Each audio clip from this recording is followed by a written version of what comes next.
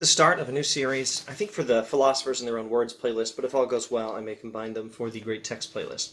And the series is on Anselm's Proslogion. We'll be using the Thomas Williams translation published by Hackett. Hackett is a very good publisher of classic books in philosophy. Generally it's my go-to publisher for affordable, high-quality translations.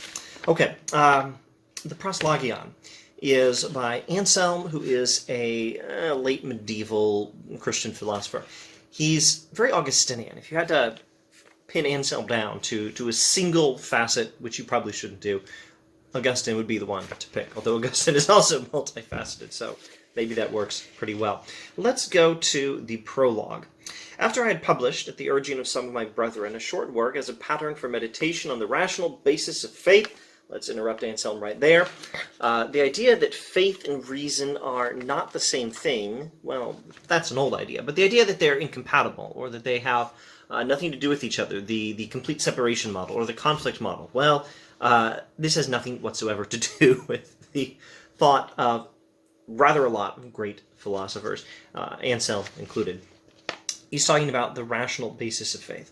After he had published, at the urging of some of his brethren, a short work as a pattern for meditation on the rational basis of faith, adopting the role of someone who, by reasoning silently to himself, investigates things he does not know, I began to wonder when I considered that it is constructed out of a chaining together of many arguments, whether it might be possible to find a single argument that needed nothing but itself alone for proof, that would by itself be enough to show that God really exists. That he is the supreme good, who depends on nothing else, but on whom all things depend for their being and for their well-being and whatever we believe about the divine nature. He had written a book, basically a book on the model of someone talking to himself, and in this book he had put together a lot of arguments. He was trying to consider the rational basis for the Christian faith, but there were lots of different arguments, and it was a little more complicated than it needed to be. Now, this book he's talking about is the Monologion. This is the Proslogion, the sequel, so to speak. The Monologion is a lovely little book by Anselm, a little longer and a little more complicated. Also recommended reading.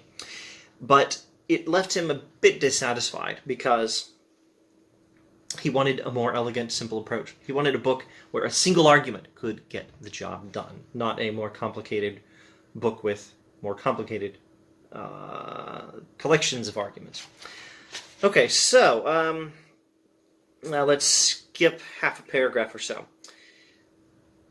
Well, actually, let's not skip it entirely.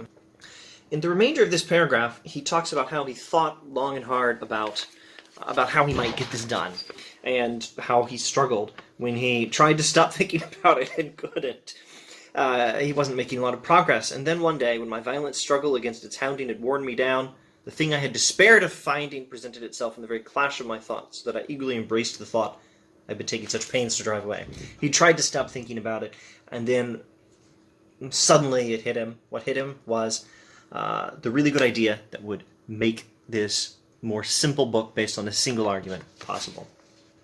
Therefore, now the second paragraph of the prologue, thinking that what I had rejoiced to discover would please the reader if it were written down, I wrote about it, and about a number of other things in the work that follows, adopting the role of someone trying to raise his mind to the contemplation of God and seeking to understand what he believes.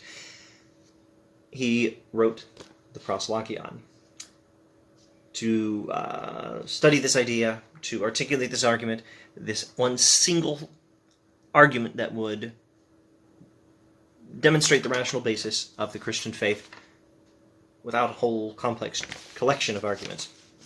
And this book is written in the style of someone trying to raise his mind to the contemplation of God and seeking to understand what he believes. This is very Augustinian. He gave to his two books a title. The first he called A Pattern for Meditation on the Rational Basis of Faith. That's the Monologion. This one, the sequel, he called Faith Seeking Understanding. This is Fides Quaerens Intellectum. This is a three-word summary and a magnificent summary of the whole medieval way of thinking about faith and reason. There's faith and there's knowledge, there's faith and there's reason, and they're not, strictly speaking, the same thing, but they connect, sometimes they overlap. Faith-seeking understanding is the Augustinian model. Augustine is much inspired by one of the Latin translations of a passage in Isaiah that roughly runs like this in the Latin he's working with. Unless you believe, you will not understand. The idea is that if you want understanding, You must start by believing, by trusting, by fides. Fides means trust. That's what faith means. Faith means trust. You start with trust, and you work up from there to understanding. But you won't get to understanding if you are not willing to trust. Okay, so Fides Quaerens Intellectum was the title he'd originally given, but he was encouraged by others, including his superiors in the church. This is a medieval monk we're talking about here. He was encouraged to give different names, better names. And so in order to do so more suitably, I named the first Monologion, which means a speech made to oneself, and the second Proslogion, which means a speech made to another. Now, what sort of conversation is the Proslogion if it is a speech made to another? Well, who else but to God? It is very much like Augustine's Confessions, not in length. This is a tiny fragment of the length of Augustine's Confessions, but it is imitative of Augustine's Confessions. It imitates the Confessions. The Confessions is a huge prayer to God, largely imitating the Psalms, and the Monologion is a huge prayer, a small, or, well, you know, a roughly 25-page prayer to God, imitating the Psalms, but also imitating Augustine in his imitation of the Psalms. It is a conversation between the soul and God, and it is an attempt to ascend in knowledge of God, and it is an attempt to understand the rational basis of Christian faith by focusing on a single argument that will demonstrate the existence of God and much besides.